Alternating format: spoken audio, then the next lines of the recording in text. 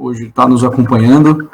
E em nome da Federação das Santas Casas e Hospitais Beneficentes do Estado de São Paulo, patrocinadores, apoiadores e entidades parceiras, tenho a grata satisfação de saudá-los e dar-lhes boas-vindas ao 29º Congresso de Presidentes, Provedores, Diretores e Administradores Hospitalares das Santas Casas e Hospitais Beneficentes do Estado de São Paulo. Hoje nós estamos no Fórum de Governança Clínica, que esse ano é 100% online, e tem como tema central gestão filantrópica, desconstruindo mitos, consolidando verdades. A governança clínica é uma forma que as organizações de saúde procuram para garantir melhorias e contínuas de qualidade na sua assistência e nos seus serviços. A proposta desse fórum é abranger os 4 pontos principais do tema, tanto o desempenho de profissionais de saúde, adequada utilização de recursos, gestão de risco e a satisfação dos pacientes como centro dessa discussão. Algumas informações importantes. Todos os certificados de participação serão disponibilizados online, lembrando que será necessário ao participante fazer a avaliação do fórum para receber no seu e-mail o certificado. Também convidamos para visitar a feira de produtos hospitalares e fazer o seu network na nossa plataforma. Bom, esse é o nosso primeiro fórum, esse é o nosso primeiro tema do Fórum de Governança, e a ideia seria trazer um modo de repensar o futuro dos hospitais e serviços de saúde. Dentro da proposta, são o que a gente entende os inúmeros desafios que essa vida nova que hoje nós estamos tendo que ser alçado nela, né, surgiram com, assim, dentro dos setores de economia que foram expostos à pandemia, esses indícios de mudanças estão cada vez mais evidentes. Nesse fórum a gente vai procurar trazer uma diversidade de visões para discutir esse futuro emergente e como lidar com ele. Com a gente aqui nós temos Eric Cavalcante, que é empreendedor e investidor especializado no setor de saúde. Temos a doutora Paula Albuquerque, gerente-geral do CREM, o Centro de Recuperação de Educação Nutricional e membro do Grupo de Nutrição e Pobreza do Instituto de Estudos Avançados da USP. Temos o Dr. Ricardo Cato, facilitador e integrador da XI, especialista em cultura e desenvolvimento organizacional, inovação e liderança. E temos também o Érico Vasconcelos, ele é dentista, gestor de organizações de saúde, professor e empreendedor, foi secretário de saúde em diversos municípios e gestor do Ministério da Saúde por 4 anos. Hoje é diretor fundador da startup Universaúde. Gente, boa tarde para todo mundo, muitíssimo obrigado por terem esse tempo e disponibilidade para estar com a gente. Acho que eu gostaria de passar com vocês uma rodada de apresentação e alguma experiência. Nós vamos ter um período de mais ou menos 1h30 para que a gente possa fazer as nossas conversas e algumas perguntas que eventualmente puderem surgir de quem nos assiste. Muito bem-vindos. Eu vou chamando só para organizar na ordem que eu falei. Então, Eric, por favor. Muito obrigado, Daniel. Boa tarde a todos. Antes de me apresentar, eu gostaria só de agradecer o convite, tá? Estou muito feliz de estar aqui com vocês todos. Agradecer o convite da Federação das Santas Casas, Hospitais Filantrópicos do Estado de São Paulo. Eu acho que essa discussão do futuro, né, ela é super pertinente no momento que nós estamos, né, de frente ao que estamos vivendo hoje, né, e as mudanças que nós estamos vivendo, e pensar um pouco o futuro. Falando um pouco sobre mim, e até para vocês entenderem o meu perfil, e como que eu estou envolvido com o tema, tá? Eu não sou profissional de saúde, a minha formação é engenharia, tá? Eu sou mineiro e engenheiro de formação, mas a minha carreira, a minha vivência profissional, desde o primeiro momento, foi com empreendedorismo e inovação. Desde o lado do desenvolvimento do negócio, né, como empreendedor, seja como investidor. Eu inicio minha vida profissional em 2000, no ano 2000. Eu comecei meio jovem, abrindo uma empresa de tecnologia, tá? Uma empresa que, resumindo bem a história, passou pelo completo desenvolvimento de um negócio, né? Foi desenvolvimento de um produto, desenvolvimento de uma plataforma, a captação de recursos de investimento, desenvolvimento de mercado, tanto o Brasil quanto o exterior, inclusive chegando à saída, né, nós conseguimos vender a participação da empresa para um player estratégico, brasileiro também. Na sequência, eu mudo de posição de mesa, eu saio como empreendedor e começo a atuar como investidor. E a partir daí, a partir de 2012, que eu me aprofundo muito no setor de saúde, tá? Apesar de não ser minha área de formação, eu como investidor, eu fiz alguns bons investimentos interessantes na área de saúde. E aqui, a minha intenção, né, é compartilhar um pouco dessa experiência de como a inovação pode moldar o futuro, né, da assistência, dos serviços, das tecnologias que são usadas no serviço de saúde, com atendimento da população. Foram por volta de seis empresas investidas no setor de saúde, né, houve outras empresas de outros setores, que foram desde equipamentos médicos, serviços de saúde, serviços de acessibilidade à saúde, a sistemas de governança e gestão em geral, tá? E, como falei, a minha intenção aqui é colocar um pouco essa perspectiva do investimento, da captação de recursos, para ajudar a moldar um pouco do futuro, tá? Exatamente isso, Daniel. Muito obrigado, Eric, muito obrigado. Paula, por favor. Obrigada pelo convite, Daniel, obrigada à organização, enfim, do Congresso. Contar também um pouco aqui da minha experiência, né? Eu hoje respondo pela Gerência Geral Clínica do CREM. O CREM é uma organização da sociedade civil, né? Mas que nasce da história dentro da universidade, nasce como um projeto de extensão. Isso, para a história dessa entidade, ela é extremamente importante e eu acho que aqui já tem um ponto importante para a gente se debruçar e entender, né, essa sinergia da academia e do território, né. Eu sou formada em medicina pela Escola Paulista e fiz toda a minha trajetória acadêmica dentro da Unifesp, na área de nutrição e pobreza, hoje o espaço que eu também ocupo em outros espaços, né, como a UEA. O CREM, agora eu vou falar um pouco mais do CREM, então, ele é um centro de recuperação e educação nutricional, ele tem 30 anos de vida, ele nasce justamente desse olhar que a academia tem que ter, né, esse estreitamento, esse relacionamento muito próximo que a universidade, que a academia tem que ter com o território e com os usuários dos equipamentos de saúde do território. E vai desenvolvendo, então, um olhar sobre a má nutrição infanto-juvenil, que no início da história do CREM era desnutrição, então ele passa a ser também um excesso de peso, um quadro de obesidade, e ele vai fazendo, dentro da sua perspectiva de modelo de atuação, ele vai justamente olhando para a assistência como um espaço de excelência da técnica e uma técnica baseada em evidências que são publicadas nesse mesmo espaço, né?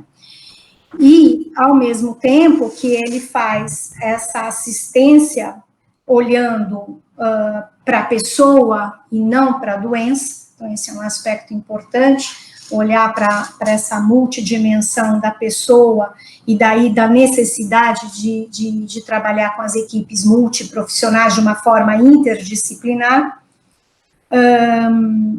ele desenvolve esse método, valida por meio das pesquisas e das publicações, e ele, então, também tem um ponto importante, um ponto querido, que é justamente escalar e multiplicar essa metodologia por meio da formação e capacitação profissional.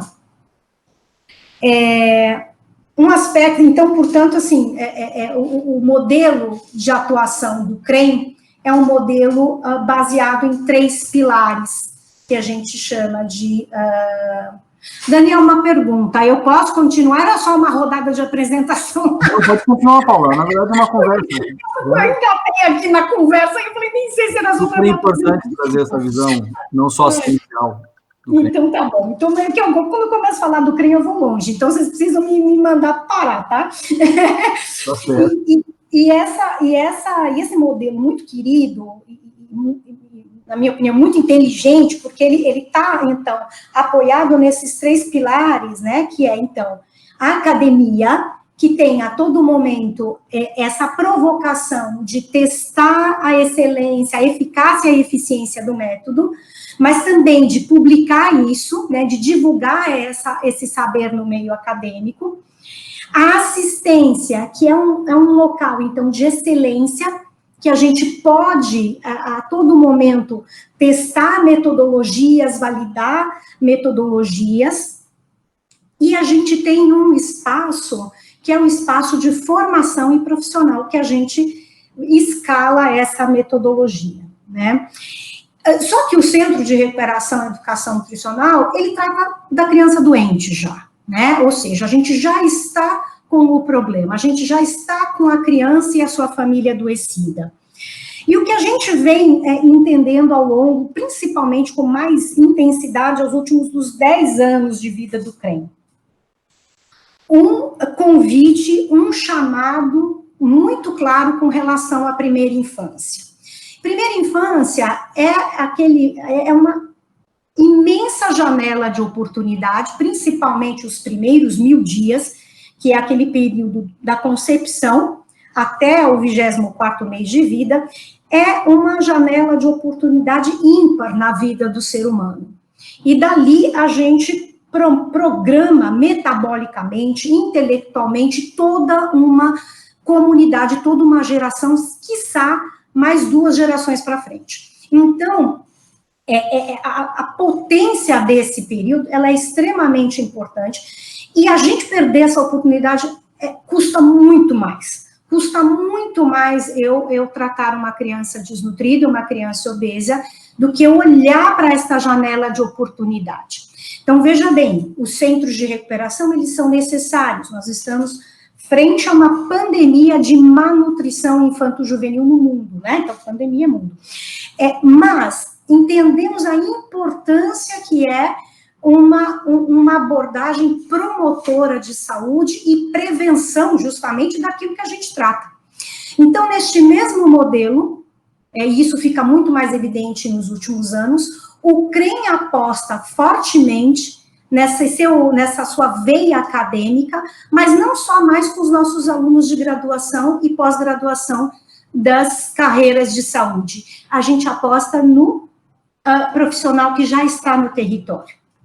E aí a gente faz uma formação com esse olhar do cuidar de quem cuida, que é esse profissional que está desgastado, esse profissional que está cansado e também adoecido. A semelhança do que acontece com as famílias, esse profissional de saúde da atenção básica, ele precisa desse olhar cuidado, desse olhar qualificado, e sair deste modelo de educação continuada em saúde, que infelizmente é um modelo de educação pontual, muitas vezes, fragmentado, então ele não conversa com conteúdos e programas, e de transmissão vertical do saber. Então, tem sempre um especialista que vai lá e deposita um conhecimento técnico, muitas vezes desconsiderando um saber que existe no território. Então, este olhar atencioso para a educação permanente da atenção básica é uma premissa, justamente, uma grande oportunidade para que a gente reduza os custos e a gente realmente deixe os centros de referência e recuperação, que é o CREM, para casos mais graves e específicos e reduzem, então, portanto, a prevalência. Então, acho que vou terminando aqui a minha fala, para dizer que neste modelo apoiado nesses 3 pilares, onde a gente tem a assistência como um espaço de chegar à excelência de um problema extremamente complexo como a má nutrição, né? Testando metodologias e validando ela na academia por publicações científicas. E, ao mesmo tempo, entendendo que é necessário uma valorização da atenção básica e da promoção de saúde, a gente traz todo esse olhar já das complicações, já da criança enferma, para a atenção básica, para que isso efetivamente não aconteça, e valorize esse espaço de promoção de saúde que é extremamente importante para a sociedade. Então, eu acho que depois no bate-papo, nas perguntas, acho que podem aparecer coisas interessantes sobre educação permanente e o seu modo híbrido, que é o conceitual e o formação em ação, que essa é uma característica da formação do CREM. Os módulos conceituais são muito menores do que os módulos feitos na prática, no território, né? Acho que finalizo por aqui, aí depois a gente vai conversando.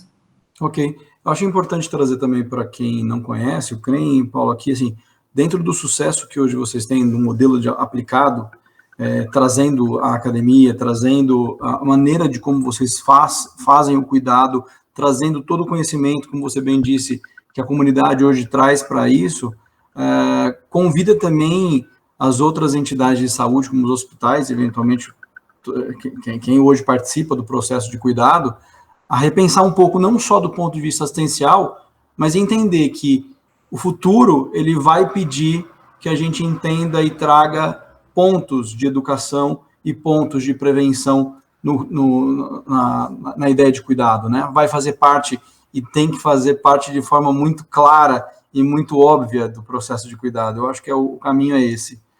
Obrigado aí pelas palavras. Perfeito. Cato, por favor. Olá, Daniel. Quero agradecer também ao convite e dizer que estou muito feliz de poder participar e colaborar.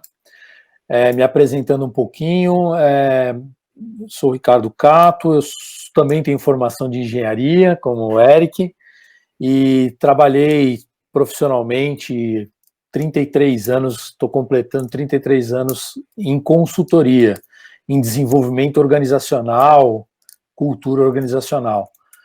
E fiz projetos em diversas organizações do setor privado, e eu conheci o CREM há 7 anos atrás, né, e foi meu primeiro trabalho efetivo na área da saúde, foi como voluntário, eu sou até hoje voluntário do CREM, ajudando o CREM no modelo de gestão e nas estratégias de negócio. E me apaixonei pelo programa que a Paula acabou de contar e por todas as realizações que o CREM faz. E comecei a pensar nas formas de levar o CREM para o mundo. E foi assim que eu entrei em contato com o Daniel, naquela época superintendente da Santa Casa de São Carlos, né? E a gente foi lá fazer uma visita e apresentar o modelo do CREM para o Daniel e ver como é que a gente poderia colaborar para levar esse tipo de expertise que o CREM tem para a cidade de São Carlos. Em paralelo também, acompanhei por 2 anos aí o Daniel num projeto de transformação na Santa Casa, basicamente com o tema de cultura, né, de cultura organizacional, que é um tema que eu gosto muito de fazer, e tanto isto quanto o desenvolvimento de liderança.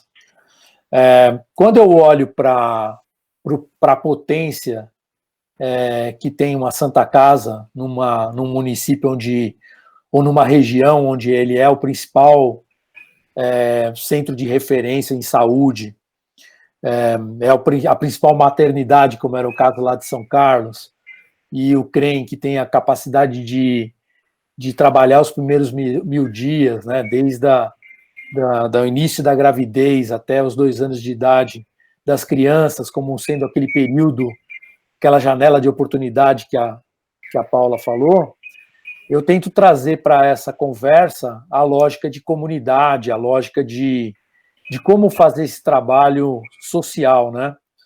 Eu entrei no mundo da sustentabilidade em 2010, entendendo o que é responsabilidade social corporativa e fazendo projetos multi-stakeholders, projetos onde você une setor público, setor privado e terceiro setor para promover alguma coisa.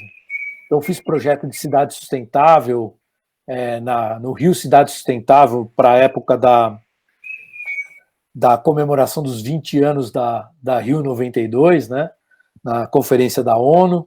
Fiz projeto na rodovia Presidente Dutra, incorporando 36 cidades que ligam São Paulo ao Rio de Janeiro, com diversos temas relevantes. E a saúde, e especificamente a nutrição, ele é um tema de intervenção em cidades que pode ser transformador para todo o sistema da cidade. Quando a gente fala de uma cidade sustentável, ela começa com cidadãos saudáveis, né? Ela começa com saúde, com alimentação, com educação. Então, eu sou muito interessado por esse tipo de projeto e me engajo em alguns projetos que pensam em comunidade e pensam em cidades e trabalham o poder da abundância dentro desse território. E ao longo aí da nossa conversa a gente pode explorar um pouquinho mais o que significa isso, né? Operar em comunidade com toda a complexidade que ela tem e falar de governança em projetos multidisciplinares, interdisciplinar, é sempre um tema que me apaixona, que me traz desafios. Eu acho que a gente está na fronteira do aprendizado de como fazer trabalhos multidisciplinares em colaboração com várias mãos, né? E é tão importante nesse momento de pandemia e dos desafios socioeconômicos que a gente tem no Brasil. Então, fico aí à disposição depois para explorar um pouco esses temas. Sem dúvida, Cato. Acho que essa contribuição de diversidade de visão, trazendo na construção de futuro, ela hoje se torna cada vez mais importante, porque com a complexidade que hoje a gente vive, a quantidade de informação e o mundo hoje novo, sozinho, dentro de uma visão, se constrói muito pouco, né? Obrigado pelas palavras. Érico, bem-vindo. Oi, Daniel, muito boa tarde a você, aos colegas aqui dessa nossa mesa de debates, a todos os participantes do evento. Quero agradecer mais uma vez o convite. Eu acho que eu vou trazer um pouco do meu olhar chão de fábrica, o olhar de quem trabalhou lá na ponta dos serviços de saúde, o olhar de quem já experimenta há 16 anos as dores e as delícias, né, da atuação como gestor em organizações públicas e privadas de saúde do nosso país. São diversos os problemas. Eu já tive a oportunidade de atuar em diversas santas casas pelo Brasil afora, desde a Santa Casa no interior do Ceará, na cidade de Sobral, até mais recentemente nas Santas Casas, onde atuamos com a minha startup, a Universaúde. E eu penso que a pandemia do novo coronavírus ainda, como se não bastasse, né, Daniel, inaugura um novo tempo nas relações entre essas organizações e as redes de atenção à saúde dos lugares onde elas estão, onde elas se inserem, né? E estas são relações complexas que precisam ser trabalhadas, que passam pela sustentabilidade financeira e organizacional destas santas casas. E quando a discussão é futuro dos hospitais e o necessário repensar, penso que não é mais necessariamente em função apenas do hospital, né? Então, Paula traz esse olhar ampliado, considerando, por exemplo, outros níveis de atenção tão importantes quanto o próprio hospital, como a atenção primária à saúde, onde eu tive a chance de trabalhar por 4 anos no Ministério da Saúde, né, na direção desse departamento, e penso que é bastante convidativa a ideia da ampliação de um olhar para pensar o equipamento hospital dentro dessas redes, em meio a esse histórico importante de fragmentação do olhar sobre o ser humano, que a saúde historicamente faz em nosso país, né? Então, essas são, eu separei aqui 5 pontos, 5 dicas quentes para a gente pensar como deve ser esse repensado hospital nesse futuro que já chegou, e que é fundamental, no meu ponto de vista, com essas experiências na gestão, que estas organizações considerem, pensando na sua sustentabilidade financeira, na sua sustentabilidade operacional e nas respostas às demandas que a sociedade e todo o Sistema Único de Saúde apresenta para elas, propriamente dita, Daniel. Tá certo, Eric, muito obrigado. Bom, pensando, acho que as pessoas agora que nos assistem começam a ter uma ideia, eu trazendo o Cato como um pensador dessa ideia de futuro, o Eric trazendo essa visão de como poder financiar essas mudanças, e 2 exemplos de muito sucesso que o CREM e a Universaúde, na figura da Paula e do Eric, nos trazem, né? Perguntando, Cato, pensando no futuro dessas, você trouxe muito bem, em muitas cidades, um único equipamento de saúde um pouco mais robusto, que consiga fazer uma estrutura, são os hospitais que ali estão, e, sem dúvida nenhuma, eles podem seguir um caminho de orquestrar essa mudança, né? Na verdade, é uma escolha, né? Pode escolher fazer parte e cuidar do problema junto, ou pode escolher continuar na parte que hoje ele faz com excelência, que é cuidar das complicações, das internações por má nutrição, né, Paula? Tem toda esse rescaldo lá atrás que vai... Mas nós podemos cuidar e olhar para frente de forma diferente, né? Nesse futuro, Cato, pensando nessa participação dos hospitais, o que você vê como consultor? Como você olha essa estrutura, que você já teve essa experiência, trazendo a comunidade junto do CREM, participando de projetos onde essa diversidade, trazendo o convite da sociedade para participar desse processo, né? Queria ver sua visão sobre isso. O que você nos diz? Daniel, assim, qualquer pesquisa que a gente faz no Brasil, e você pergunta o que é prioridade para o cidadão brasileiro, sempre aparece saúde, educação e segurança como os 3 termos mais lembrados em qualquer pesquisa. E saúde, óbvio que a gente tem hoje uma carência de acesso. As pessoas querem ter acesso à saúde. Inclusive, o CREM, que opera na cidade de São Paulo, é extremamente chamado pela Secretaria de Saúde de São Paulo a ajudar no acesso. Só que, pela experiência que a gente tem, pelo que a gente está olhando, o sistema vai entrar, ou já está em colapso, ou vai entrar em colapso, principalmente financeiro, econômico, porque ele não dá conta. A população está crescendo, nós já somos 208, 210 milhões de brasileiros, e não tem dinheiro que dê conta a trabalhar saúde do jeito que a gente trabalha, né? E o cidadão olhar para a saúde como sendo responsabilidade do Estado, pura e simplesmente, né? Então, uma mudança cultural que é importante de ser feita e de começar a plantar é uma mudança que, no fundo, cada um de nós é responsável pela sua própria saúde. A partir das escolhas que você faz de estilo de vida, a partir da nutrição que você escolhe, a partir da qualidade de sono, da qualidade de preocupação, da gestão de estresse, e tudo, né? Óbvio que em populações menos favorecidas, com menos capacidade de compreender esse negócio, fica mais difícil. Por isso que o acesso é tão importante.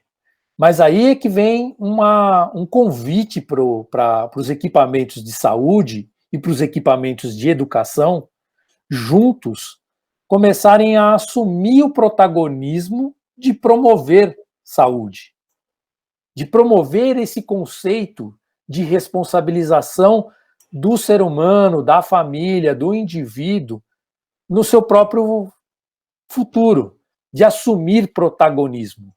Então, eu estou envolvido num outro projeto de cidades, onde o objetivo é fazer um planejamento estratégico centrado no cidadão, e a gente está na fase de levantamento das necessidades, e o que a gente mais ouve das necessidades do cidadão hoje é sempre numa posição em que de vítima do governo, né? Ou seja, o governo é que tem que prover, o governo é que tem que fazer, o governo não sei o que lá.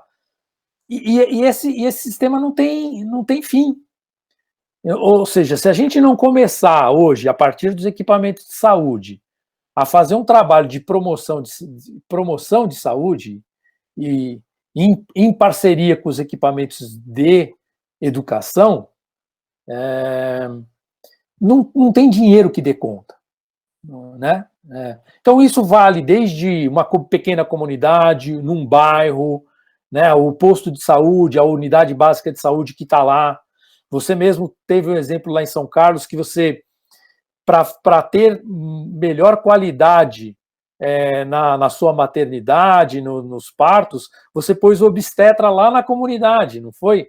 Você fez um posto avançado de obstetria para fazer pré-natal, para fazer não sei o quê, para que você tenha menos problema no seu pronto-socorro, e isso vale para todas as especialidades, ou seja, para o processo de nutrição, para o processo psicológico, para o processo infeccioso.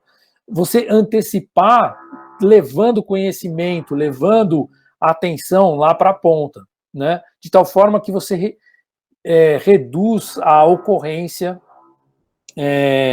nos centros especializados. Então, isso é uma visão sistêmica. E aí é que vem o desafio, porque uma atuação articulada entre saúde, educação, desenvolvimento econômico, depende de um prefeito, depende de um secretariado, né, num município. Não é algo que um secretário vai e resolve. Não é algo que o secretário de saúde vai e fala, deixa comigo que eu resolvo. E eu acho que a área da saúde, ela é, justamente pela especialidade da saúde, ela é que tem melhores condições de trabalhar essas questões holísticas, né? Essa questão sistêmica, né? Porque ela tem, vamos dizer, autoridade para conversar sobre as questões sistêmicas. Só que para isso você tem que arrumar espaço na agenda, porque a gente sabe que se o problema de acesso é o principal, o pronto-socorro está lotado e as pessoas estão lá precisando de socorro, né? De pronto atendimento. Se você está com essa agenda de pronto atendimento superlotada, não sobra espaço para você pensar em prevenção, para você pensar em promoção de saúde. E aí é que está o desafio da liderança, dos gestores, da governança, de desenvolver uma estratégia e colocar um equilíbrio maior nas energias, nos focos, para poder fazer as duas coisas.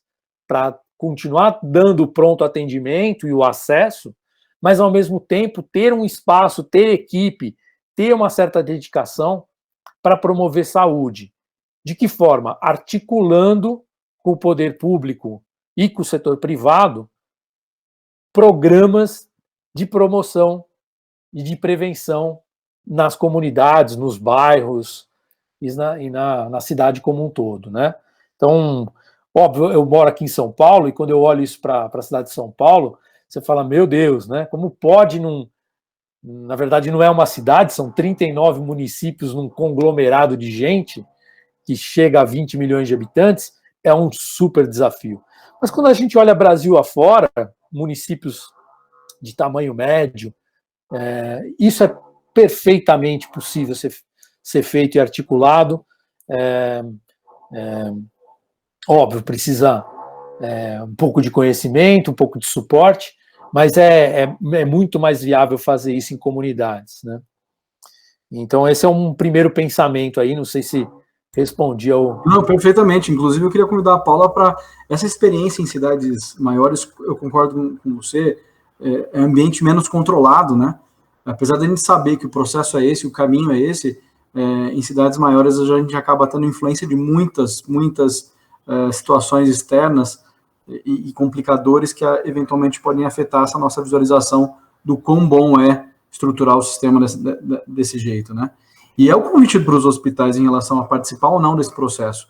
Se manter numa situação de cuidado na linha final, eu acho que a Paula pode trazer essa informação, mas grande parte das internações hoje dos hospitais são realizadas por situações completamente preveníveis. A gente conseguiria, de alguma forma, cuidar para que isso não aconteça, né? Existem muitas maneiras de se cuidar para que o hospital seja reservado realmente para quando uma necessidade que foge do que hoje a gente escolhe para o cuidado tanto individual como coletivo, situações onde realmente a gente não teria controle, catástrofes ou coisas desse tipo. Mas tudo relacionado a essa parte de alimentação, cuidados, exercícios, maneira de como encarar toda essa vida cotidiana e moderna que hoje a gente vive, teria de alguma forma como a gente conseguir melhores resultados, né? E a gente vê isso, o CREM é um dos exemplos. Paula, conta para a gente um pouco, algumas experiências nesse sentido. Conto sim. Não, eu só queria retomar, né, que quando o Cato fala da questão do protagonismo, né, tem alguns aspectos dentro da própria atenção básica e que eles devem ser olhados e entendidos em todos os setores da assistência, que é a questão do autocuidado, né, esse espaço de olhar para si e entender que, então, ele é corresponsável por essa saúde, mas é também um espaço de que o profissional entenda que essa pessoa é única e que se precisa fazer um projeto terapêutico singular. Então, são dois aspectos, na verdade, eu iria colocar 3 aspectos importantes para a gente estar revendo um pouco essa questão da saúde, e é isso mesmo, o Cato diz, estamos colapsando por conta de doenças crônicas não transmissíveis, né? Isso também que é totalmente possível de ser revertido a partir do momento que a gente olha para a promoção de saúde. Então, são mortes prematuras por DSNT, né, que a gente está falando, que responde 74% das mortes do nosso país, né. Então, tem 3 aspectos aqui que eu só colocaria, que são muito importantes e que a gente usa isso na terapêutica. Então, na intervenção do CREM, a gente usa isso na terapêutica, ou seja, eu estou com um paciente doente, mas ele é absolutamente possível e necessário para a promoção, que é, então, o autocuidado, né, então, o quanto que eu estou motivado e pronto para mudanças de comportamento, e aqui eu estou falando de consciência, da consciência de si mesmo, né, então isso por isso que eu digo, é um processo complexo, então a gente não está falando exclusivamente de regras de comportamento, mas a consciência da minha saúde, de quem eu sou, não é? A questão de que vai ter um momento presencial e um momento não presencial, então é fundamental que eu entenda que esse sistema de saúde, ele não consegue ficar suportado somente por momentos presenciais, então que eu tenho que considerar a tecnologia ou os recursos para que este cuidado e esta consciência seja ampliada nesses momentos não presenciais, e aqui vem de novo a potência do território, dos meus pares. É importante que eu encontre os meus pares, e muitas vezes eles não estão obrigatoriamente dentro de um equipamento de saúde. Os meus pares estão nas escolas, nas igrejas, nas associações de bairro, no barracão do samba, enfim, os meus pares estão em muitos lugares do território, de forma que eu consigo, nesse meu momento não presencial, falar de saúde também. Então, esse tema transversal, né? E, por último, faltou também, como o Érico, a gente vai soltando aqui alguns temperos, né, para a conversa ficar diferente e mais saborosa. Mas a questão do projeto terapêutico singular, isso é de fundamental importância, porque a despeito de a gente estar falando de políticas públicas, e políticas públicas são feitas para a população, não especificamente para as populações carentes, mas elas são as que devem ser mais protegidas, mas a política ela é feita para todos. É preciso entender que o ser humano é único e que cada indivíduo precisa, então, de um acompanhamento e de uma proposta terapêutica que é singular a ele. Então, o nome próprio já é bastante explicativo, né? Que à medida que eu tenho programas, é necessário também que eu customize e olhe para essa pessoa à medida de que ela vai respondendo, né? Então, nesse sentido, eu acho que é bastante bonita a experiência que foi feita em São Carlos, quando o Daniel estava à frente da Santa Casa, porque ele observou uma taxa de mortalidade materna e tem lá, tá claro, o programa existe, a política está lá, né? A execução desta política é que traz desafios. Então, à medida de que o pré-natal, né, e eu acho que isso pode ser uma outra discussão, que os nossos indicadores de qualidade ainda precisam avançar, né, eu acho que o Érico depois pode contar da experiência dele como gestor, que a gente tem ainda, são indicadores muito de oferta, de acesso, né, mas, por exemplo, a gente sabe que a taxa de aleitamento materno no Brasil está estagnada, a gente não consegue avançar muito na taxa de aleitamento materno, né? De forma que, a despeito de um grande investimento e um programa robusto de aleitamento materno, a gente ainda tem questões. Então, olhar para os territórios de forma a entender quais são os desafios para que uma determinada política não aconteça, ou não esteja contente, ou não esteja avançando da forma como deveria, ou como poderia, né, que tem potencial para, eu acho que isso é muito importante. E isso fica mais fácil, né, ou menos desafiador, vamos dizer assim, em municípios menores, né, porque eu tenho uma proximidade dos atores, né, que me faz entender,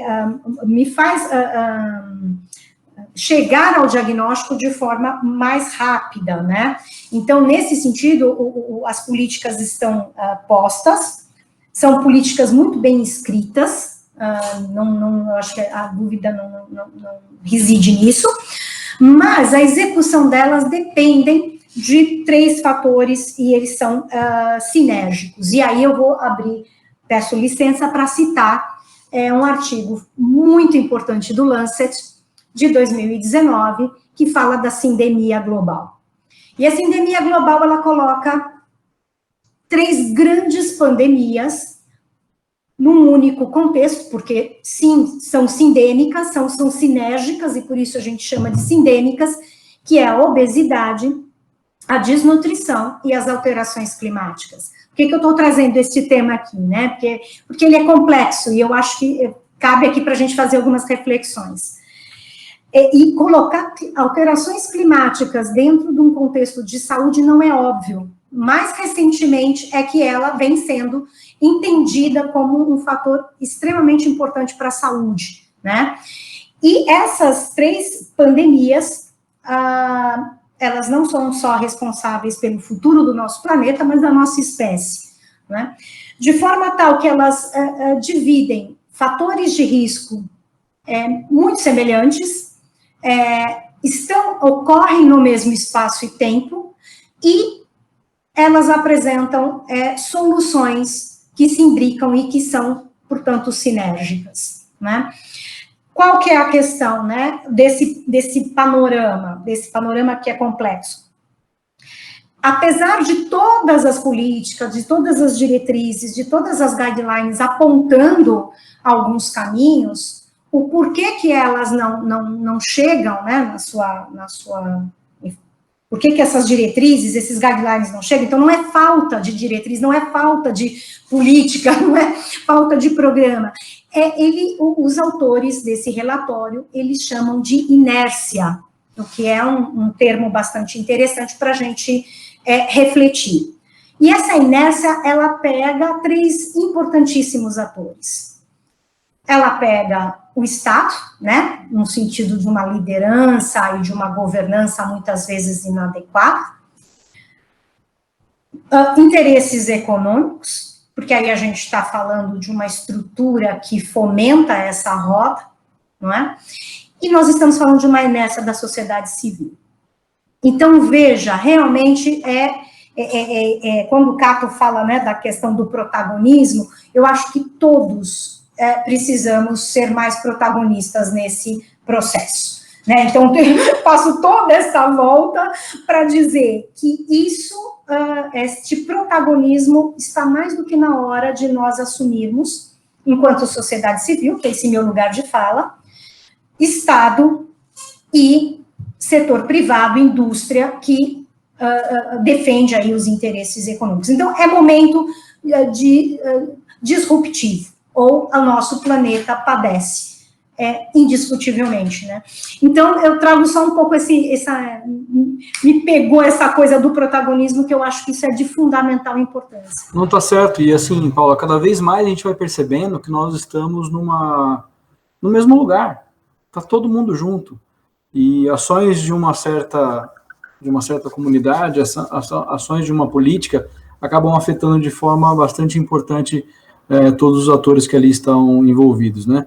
Então, quando a gente fala do hospital tentar, de alguma forma, se tornar protagonista dessa ação, onde você me fala que 74% das internações tecnicamente seriam evitáveis, isso é custo para o hospital. Se de alguma forma ele se envolver no protagonismo de conseguir evitar que essas, não digo, como eu disse, as políticas são muito bem desenhadas, mas ajudar para que essas políticas elas ocorram, isso começa a fazer sentido dentro de uma estrutura tão robusta quanto é um hospital e o quanto ele pode ter de ascensão dentro das asas naquele ambiente, naquele microambiente, como a gente fala de cidades menores ou mesmo alguns bairros, né?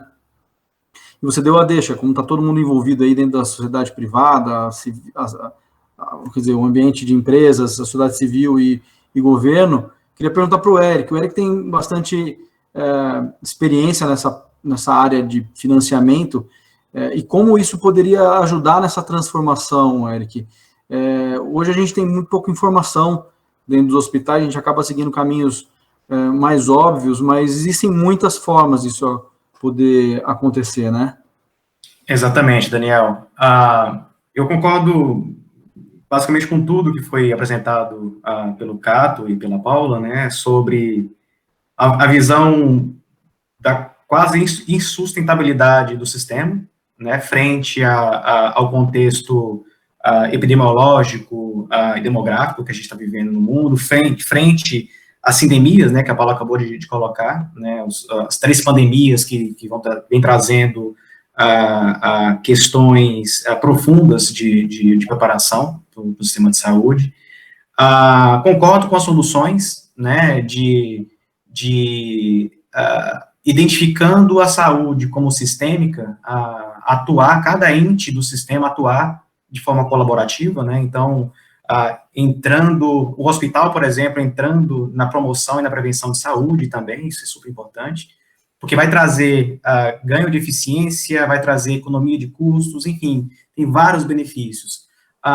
Fora discussões de outras inovações tecnológicas, inovações de modelo que podem ser abordadas. A grande questão aqui, além do entendimento, do alinhamento das possibilidades, vem uma discussão também do alinhamento do financiamento. Como financiar?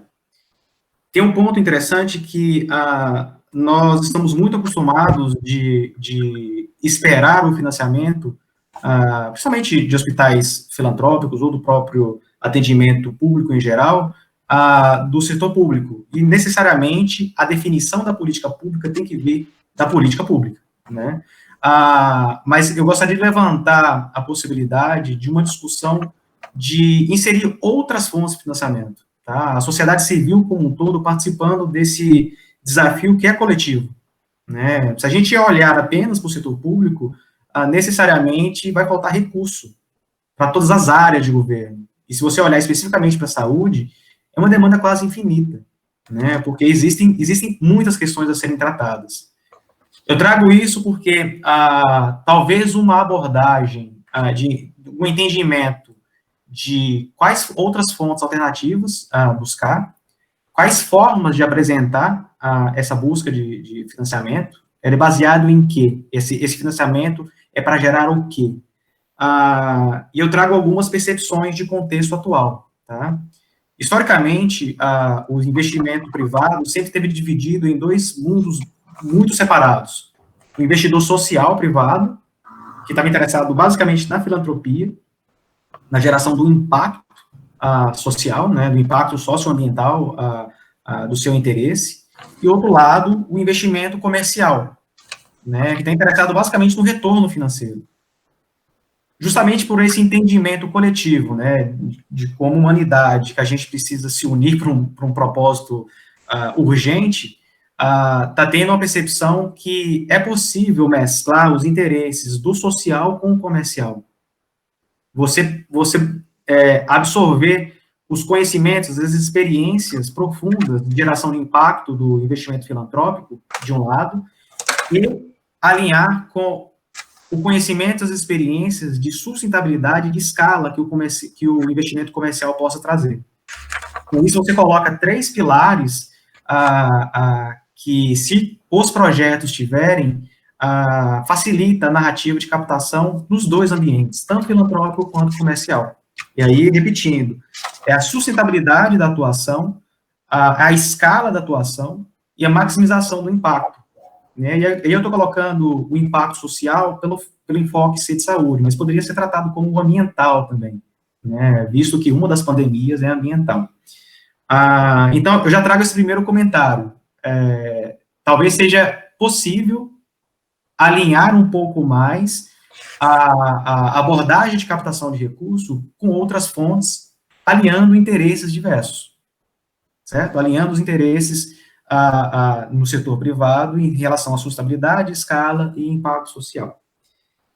Outro ponto é, se a iniciativa trouxer de forma clara qual que é o objetivo final de mudança que se quer, por exemplo, foi colocado tanto pelo Cato quanto Paula, o interesse de atuar na promoção de saúde. A tecnologia, a inovação, ela é um ferramental excelente para promover esse tipo de atuação. E, normalmente, hoje em dia, e eu estou falando investidores em geral, o enfoque da inovação é um requisito para o investimento, certo? Então, o hospital, agora falando especificamente do hospital, um hospital filantrópico, uma Santa Casa, independente do porte, eu vejo que ela tem 2 grandes possibilidades de atuação nesse setor e nesse contexto. A primeira delas é de se organizar para adotar as tecnologias, para ter ganho de escala, para ter ganho de eficiência, para aumentar a rentabilidade, para redução de custo. Então, vem o primeiro passo, que é você trabalhar mais na adoção da inovação, da adoção da tecnologia, certo? Por outro lado, e aí falando no ambiente de investimento, dos investidores que estão interessados na inovação, saúde é um setor muito peculiar, porque ele gera um conhecimento muito profundo, muito especialista. E aqui eu trago uma outra participação do hospital, é de gerador de inovação, ou, no mínimo, um fomentador de estudo de viabilidade da inovação que é criada. Sabe? Então, o hospital hoje que passou pelo momento de perceber que ele, como ator sistêmico, ele tem que atuar, seja no primário, secundário e no próprio terciário quaternário, isso é um primeiro avanço, de entender que a sua atuação pode ser mais preventiva, de dar a autonomia e protagonismo para o cidadão, para que a saúde seja gerenciada pela ponta, né, e não pela entidade. Passado isso, se o hospital e se os gestores perceberem o poder que eles têm na formação das inovações, das tecnologias que permitem essa mudança, cada unidade de saúde, cada hospital, cada clínica, ou especificamente um profissional de saúde, vai perceber a importância dele como agente de transformação. E como agente de transformação, a conversa para a captação fica um pouco mais fácil. Eu não diria que é fácil, porque nós estamos em momento de transição. Então, as narrativas precisam ser criadas e as consciências precisam ser definidas do lado dos agentes de saúde, no caso do hospital, mas também do lado dos investidores, tá? Mas esse alinhamento, eu acho que ele é um lugar comum, tá? Que possa trazer benefícios. Eu, na minha atuação, explorando um pouco mais, como investidor, eu sempre atuei no campo de investimento Venture Capital, certo? Que investe em negócios, é uma modalidade de investimento no qual o investidor investe em negócios ou em inovação que viabilize uma empresa, né? Então, você investe em troca de uma participação, certo? Esse movimento, ele tem, historicamente, gerado as grandes mudanças que nós estamos percebendo no mundo, desde mudanças tecnológicas de comunicação, como essa ferramenta que nós estamos usando aqui agora, de conferência pela internet, foi viabilizado por investimentos desse tipo, de venture capital. Esse ferramental de modalidade de investimento pode ser usada, e deve ser usada, para o desenvolvimento em saúde. E aí, como acho que foi a Paula que colocou, né, teleatendimento, por exemplo, como expandir o uso e a consciência do teleatendimento. Isso pode ser foco de investimento de investidores, isso é interesse de investidor. Sistemas de governança para discutir e alinhar a atuação multi-stakeholder. Acho que foi o Ricardo Cato que falou, né? Como que a tecnologia viabiliza esse envolvimento, essas discussões, esse balance, essa dinâmica de política e poder, né? Que inclui meios de pagamento, formas de definir o pagamento, enfim, existem várias questões. Sem contar com gestão de dados, sistemas preditivos, por exemplo, certo? Todos esses sistemas, todas essas inovações, elas estão nascendo dia a dia. O convite que eu faço é que o hospital seja agente transformador dessas inovações. Seja como idealizador, porque vocês são os prestadores da ponta, vocês são os especialistas. A formação de um médico, ela é uma das mais profundas que existe. Apesar de eu não ser da área de saúde, sou casado com uma médica, eu sei o quanto se estuda, sabe? Então, ninguém mais do que vocês tem condição de ou liderar uma iniciativa de desenvolvimento ou fazer um estudo de viabilidade técnica, viabilidade de aplicação social, viabilidade ética, né, para um sistema não ser iatrogênico, né, não gerar mais mal do que bem, enfim. Eu estou colocando que o hospital, ele tem esse poder, ou o agente de saúde, o profissional de saúde tem esse poder. Inclusive, para facilitar o entendimento do capital privado, que esse tipo de abordagem, ele é interessante, tá, e ele tem alto potencial.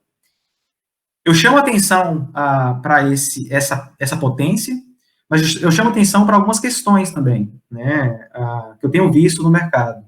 É preciso elaborar um pouco mais como que pode ser feita essa potencialidade de investimento em negócios privados, né, em inovações privadas, em um hospital filantrópico, que a grande maioria tem seus compromissos com o próprio governo, através de SEBAS, por exemplo. Então, existem algumas questões fiscais que precisam ser trabalhadas.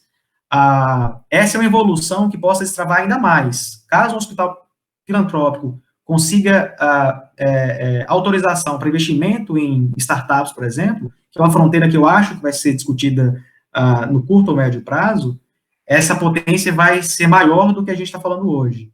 Mas, de imediato, se trabalhar apenas, basicamente, em negócios sociais que não visam lucro, a inovação esteja em negócios sociais, que toda a margem seja reinvestida no negócio, essas unidades, esses ativos de investimento, eles geram interesse no mercado também, tá?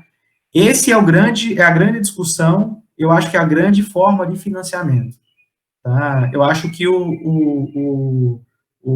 colocar tudo na conta do governo tem uma questão prática, que o governo tem suas dificuldades orçamentárias, a gente está vendo isso, independente de ideologia, independente de governo, a exigência e a boa regulamentação do SUS exige muito investimento, e exige investimento multi-stakeholder, tá?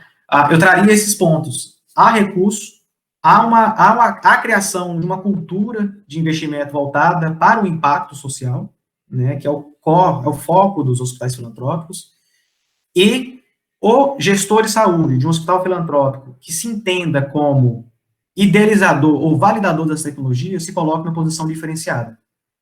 Eu faço um convite, como um consultor de desenvolvimento de negócios em saúde, um investidor de saúde, eu acharia super interessante que a comunidade médica, a comunidade de gestores em saúde pudessem participar desse processo.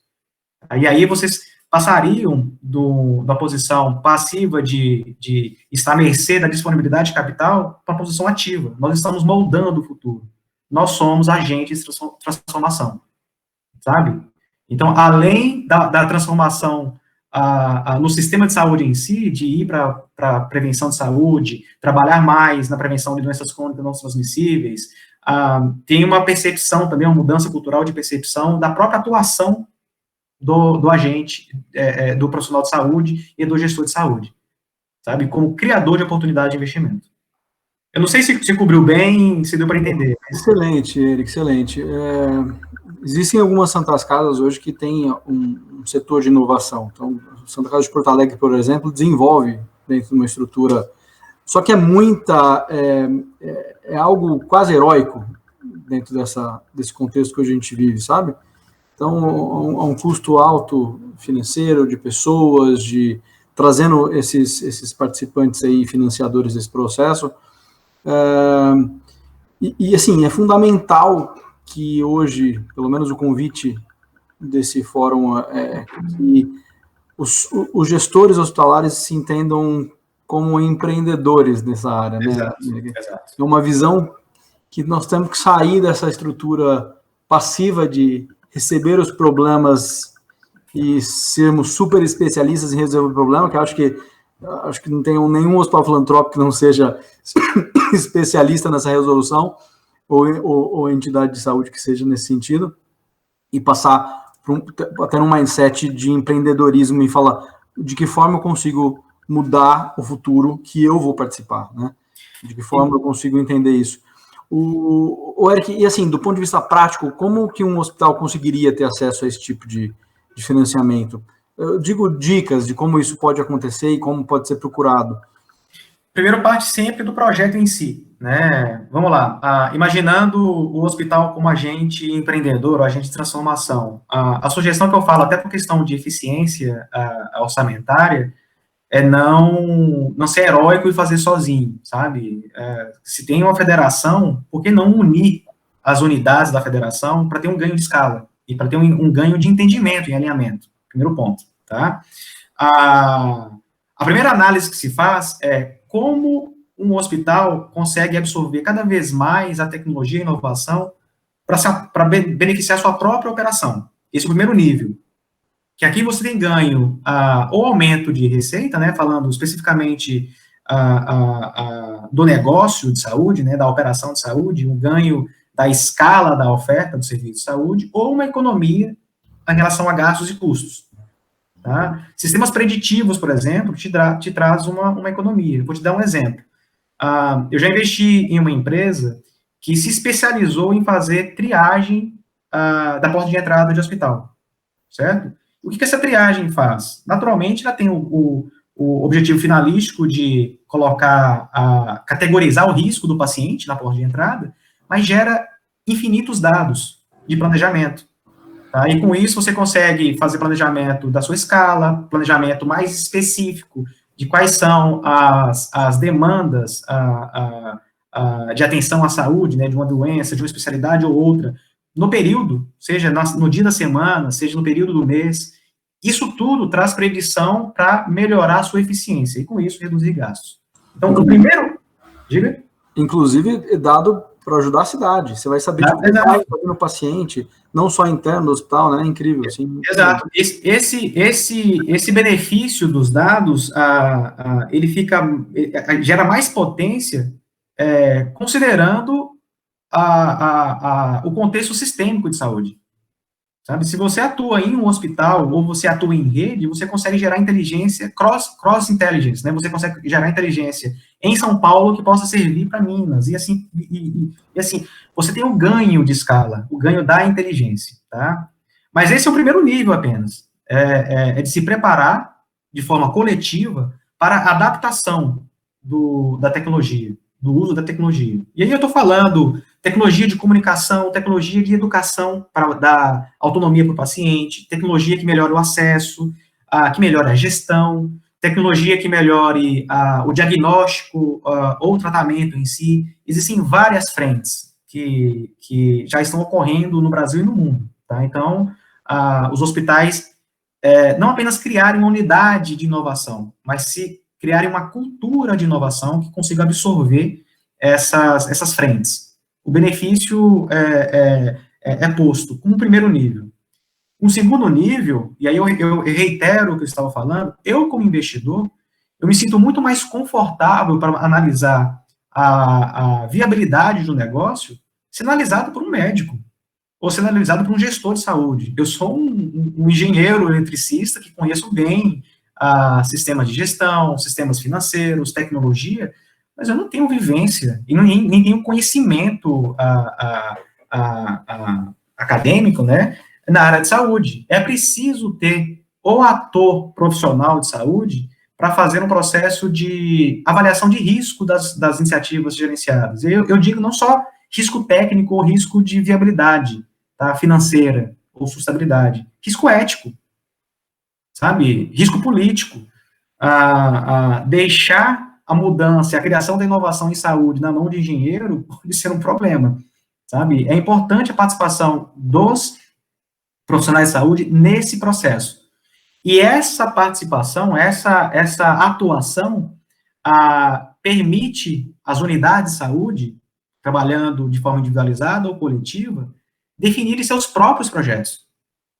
Uma vez definidos os próprios projetos, aí sim, entrando numa modelagem e uma narrativa específica para o mundo de investimento, se consegue levantar capital, sabe? Então, imagina criar um sistema preditivo para a melhor organização da oferta de pediatria ou de geriatria de um hospital, para você ter, por exemplo, uma consciência biopsicossocial do seu paciente ou do cidadão, sabe? Atender essa expectativa no humano é super necessário, porque o humano nunca vai sair do campo de atuação, mas ter a ajuda de um sistema de dados e um sistema tecnológico te traz a escala. Alinhado ao aspecto humanístico da atuação do médico, a escala tecnológica com a atuação humanística, isso traz benefícios absurdos. Eu não brinco de poliana achando que isso é a bala de prata, sabe? Mas é um caminho para. Os problemas no sistema de saúde, não só no Brasil, mas no mundo, são tão intrincados, são políticos, são de organização sistêmica, que é preciso dar um passo. Eu acho que esse é um passo, pode ser até milimétrico, mas é na direção correta para que o sistema de saúde ele se adeque para essa nova realidade.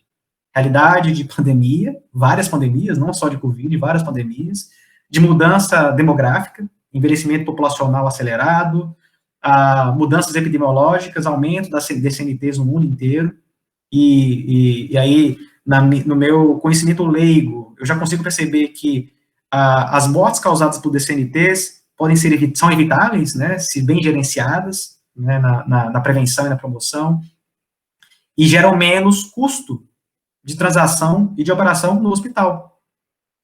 Então, A minha sugestão é criar dois tipos de cultura. A cultura para absorver a inovação e a cultura para gerar a inovação.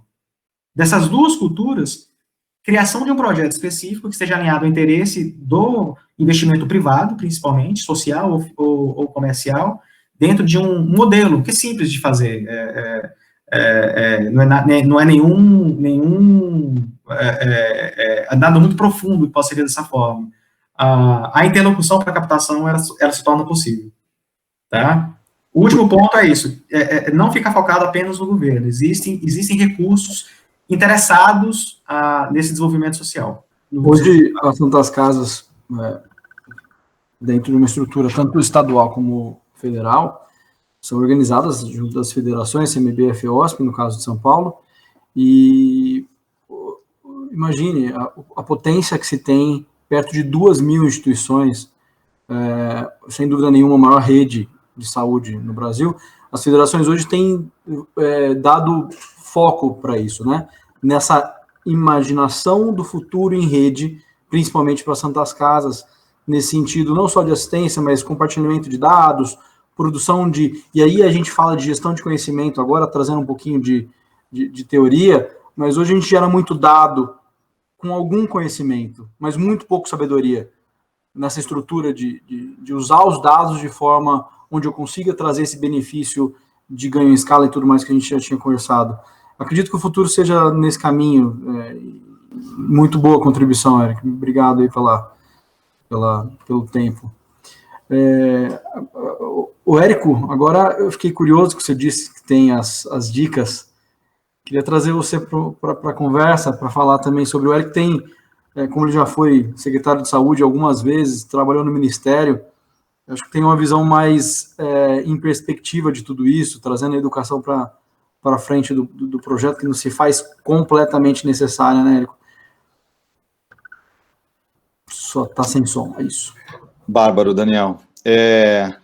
Eu acho que essa é a minha maior contribuição em meio à oportunidade de chegar quase que nesse fim, tentando concatenar com as diversas ideias que foram trazidas e, enfim, dialogar com a relevância dessa pauta da gestão do conhecimento, pensando na oportunidade da circulação das experiências e dos conhecimentos que trazendo à tona as lições aprendidas que cada organização obtém diariamente, né, nesse cotidiano complexo que é o cotidiano de uma organização caótica, né, sobrecarregada naturalmente como o hospital, né, e que no instante que a gente pensa o futuro dessas organizações, a gente está pensando também os jeitos de fazer, né, os diferentes e possíveis jeitos de fazer à luz de todo esse nosso cenário atual, e que penso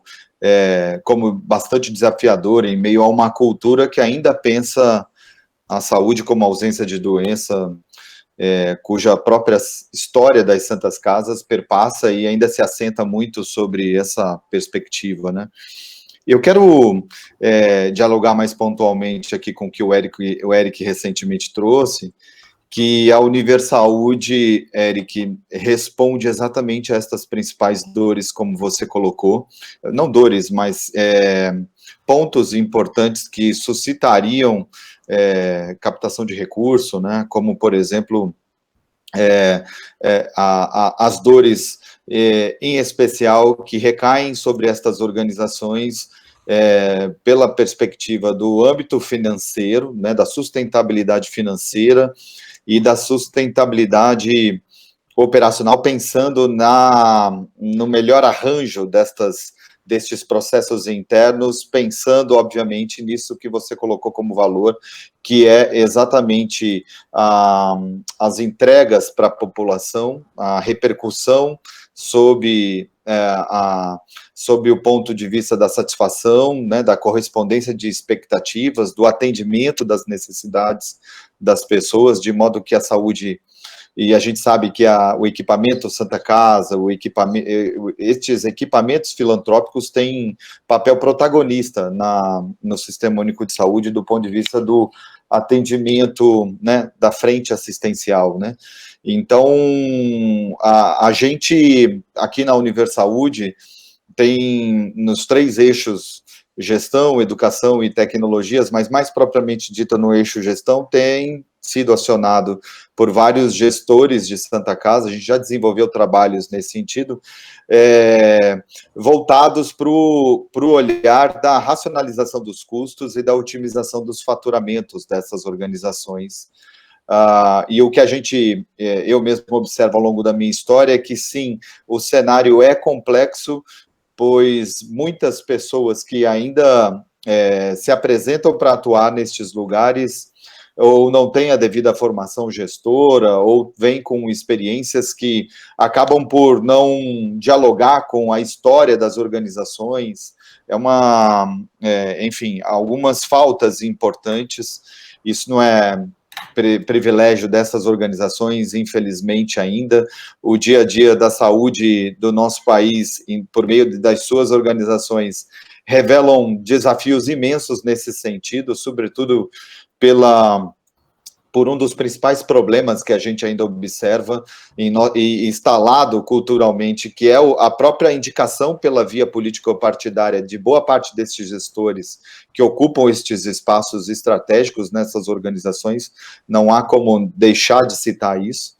Então, é muito comum a gente observar gestores que não têm domínio do objeto, não dominam os seus projetos e que, por sua vez, não conseguem liderar o seu capital humano, né, que compõe essas organizações, a ponto de não trazê-los para perto, e, por sua vez, os resultados são pífios, muitas vezes, em função dessas 2, 3 causas deste grande problema que a gente está diante, que é o como a gente responde às necessidades da população.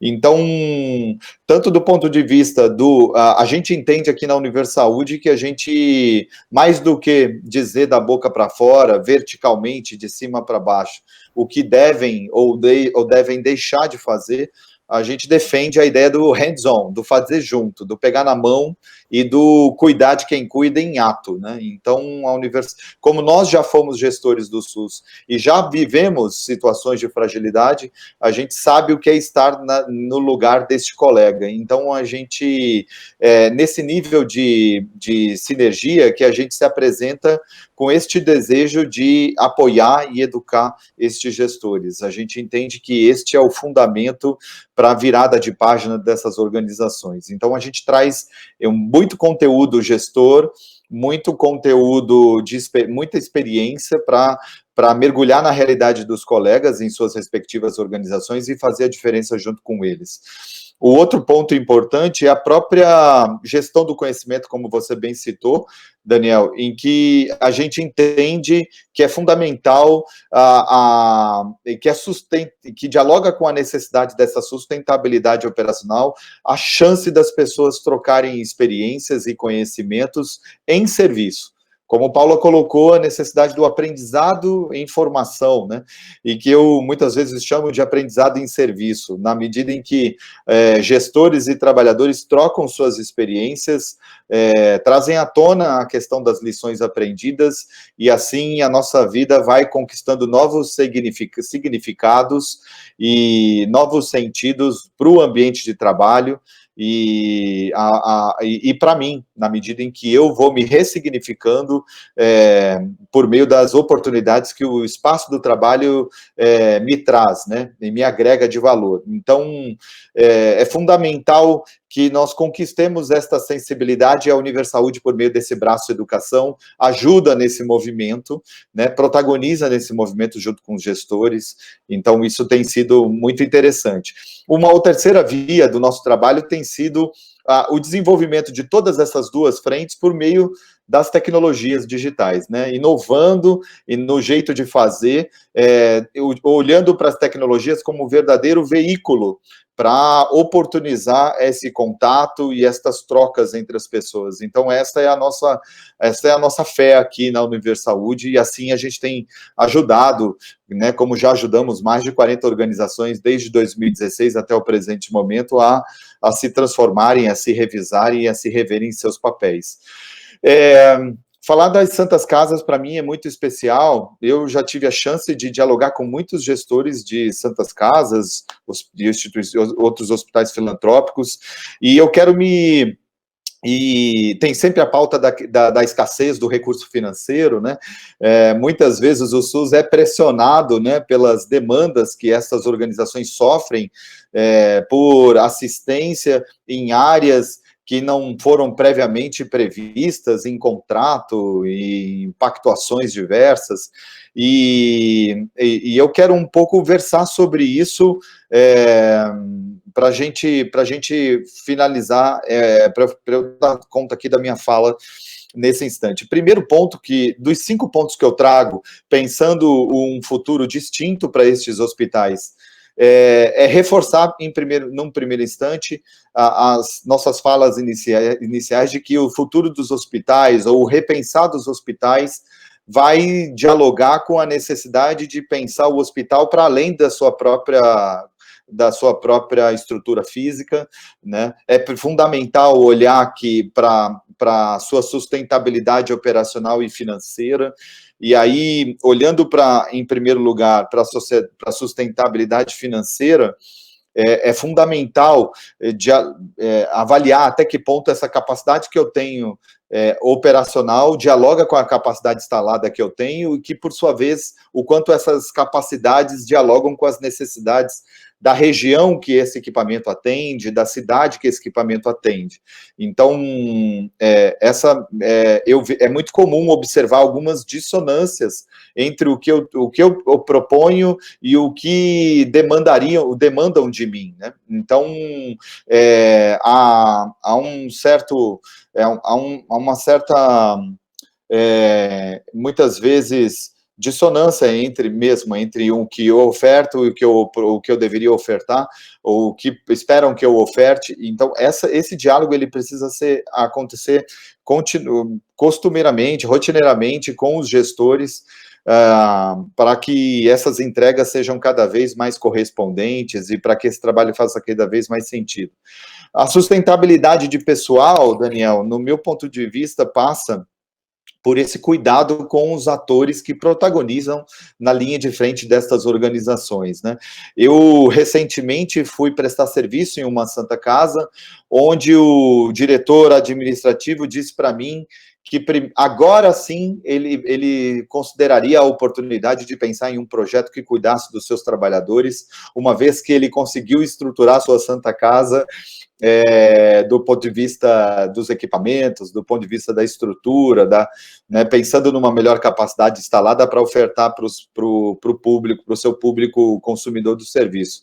O fato é que, como assim pensar o pessoal para depois, em detrimento dessa estrutura física como prioridade, né, para garantir a assistência?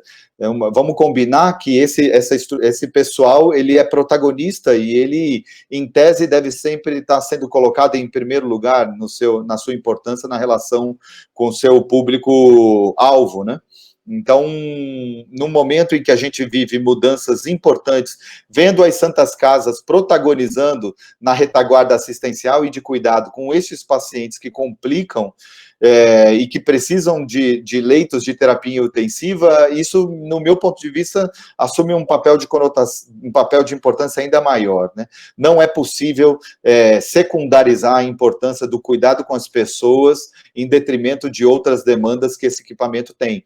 As pessoas, aqueles trabalhadores que estão na linha de frente precisam de cuidado, a gente precisa falar de gestão de mudanças, precisamos falar dos 6 passos para o maior comprometimento dos trabalhadores nessas organizações, pensando em todo esse cenário de sobrecarga, sobretudo que essas organizações devem experimentar ainda mais de agora para frente, a considerar a sobrecarga que a gente já experimentou ao longo da pandemia, né?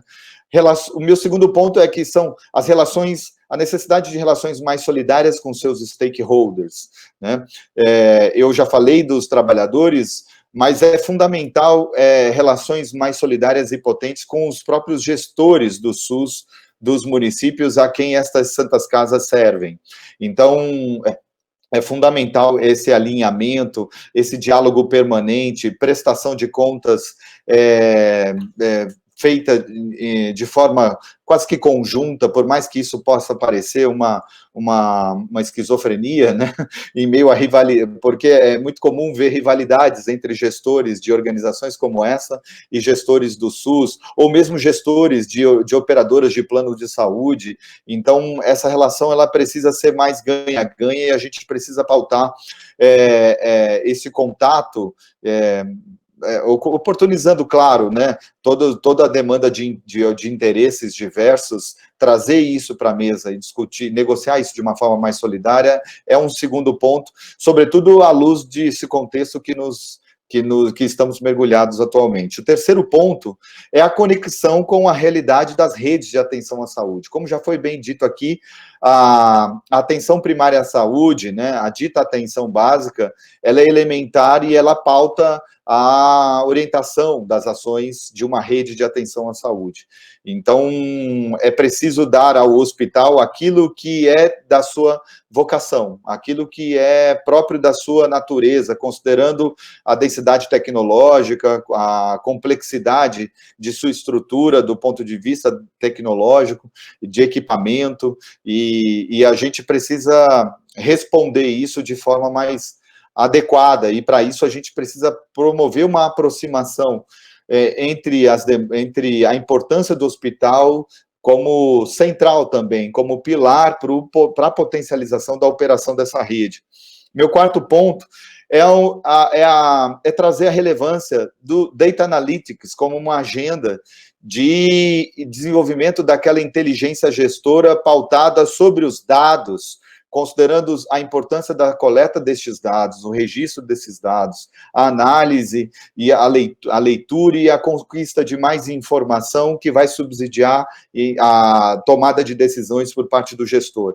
A gente observa ainda, né, Daniel, muitas organizações que não se pautam por uma interpretação de uma sala de situação, né? Essa governança acaba por ser comprometida na medida em que eu não tenho dados para subsidiar os pontos de vista que perpassam o cenário daquela organização naquele instante histórico.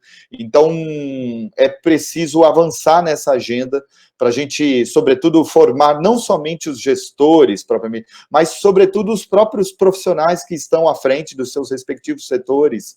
A gente precisa iluminar a caminhada desses trabalhadores com mais conteúdo gestor para pautarem suas decisões com cada vez mais potência e mais eficiência, né? Principalmente pelo conceito de transparência, que eu acho que é um dos conceitos mais relevantes para poder estabelecer aquelas relações mais solidárias, como eu disse inicialmente. Meu quinto e último ponto, Daniel, dialoga com esse ponto também que Eric trouxe ao final de sua fala, que a necessidade, e você também citou o tema do empreendedorismo, né? A gente precisa de mais gestores e empreendedores para a área da saúde, né? E gestores que, numa lógica de early adopters, né, que consigam enxergar as transformações por diante, em meio a toda a sua carga de histórias e conhecimentos acumulados em serviço.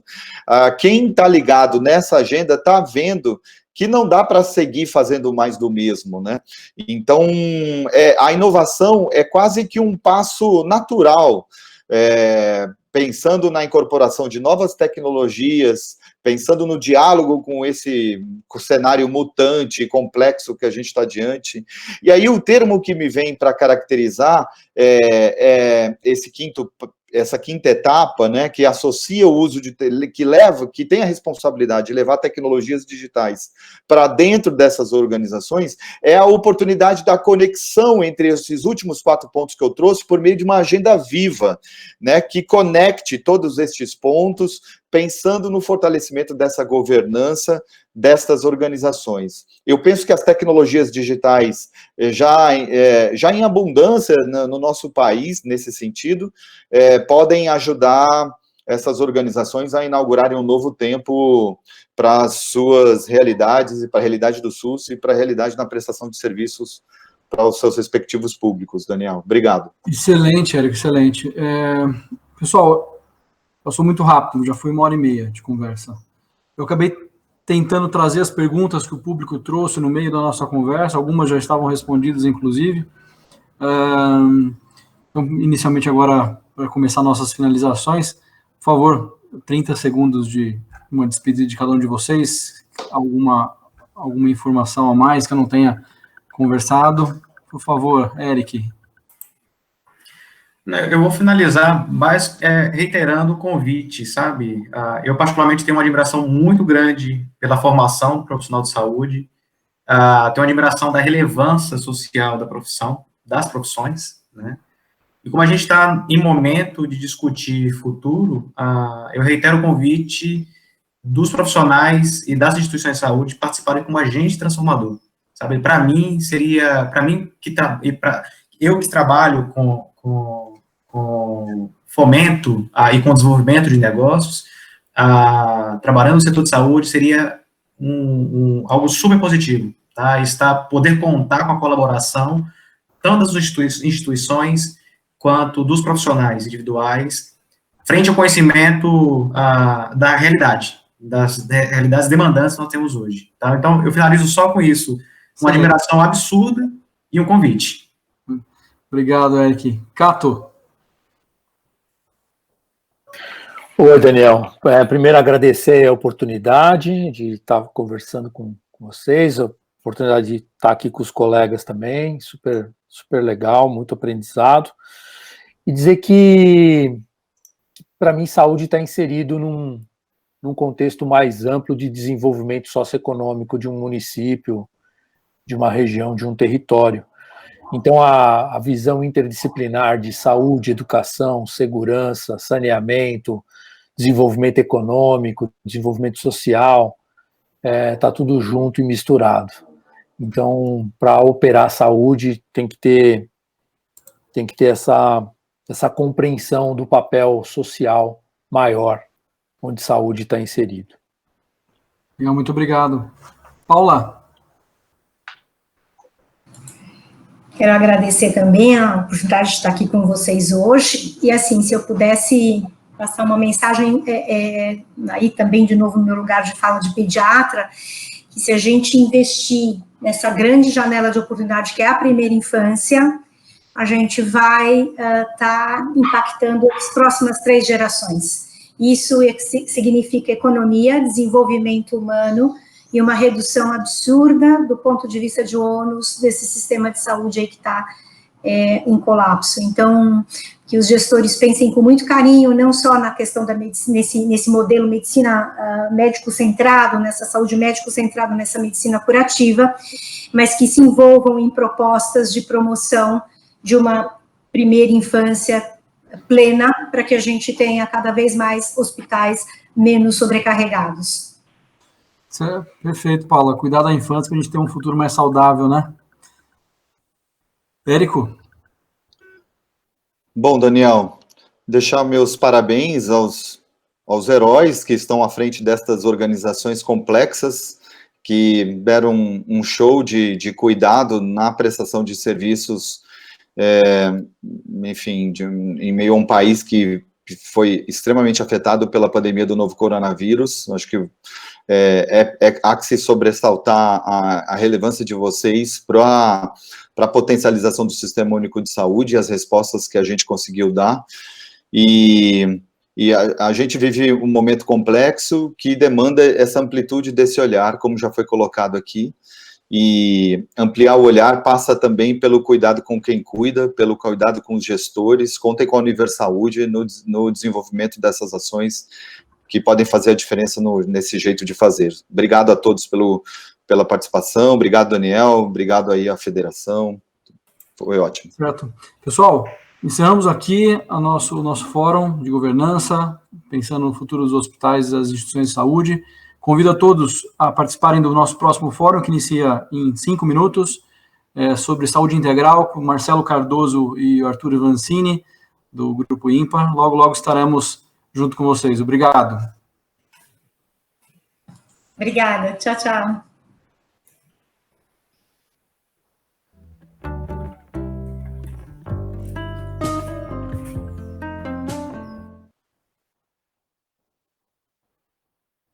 Boa, Daniel. Foi muito bom.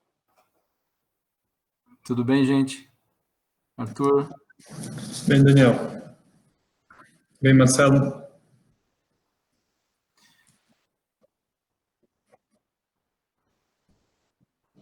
Tudo certo, eu sei. Deixa eu só eu passar as informações da plataforma rapidinho para o Arthur e para o Marcelo. Marcelo, está nos ouvindo?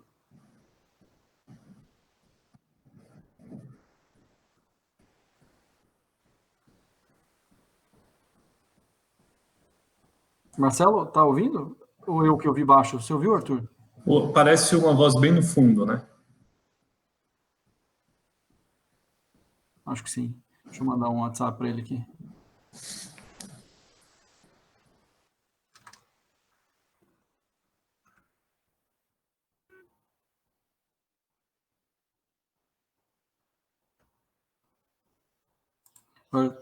Ô, Marcelo. Fala, Dani. Tudo bem? Tudo bom, e você? Tudo ótimo. Fala, Arthur. Bem, Marcelo. Seguinte, aqui embaixo tem 5 ícones. O quarto ícone é um chat. Se vocês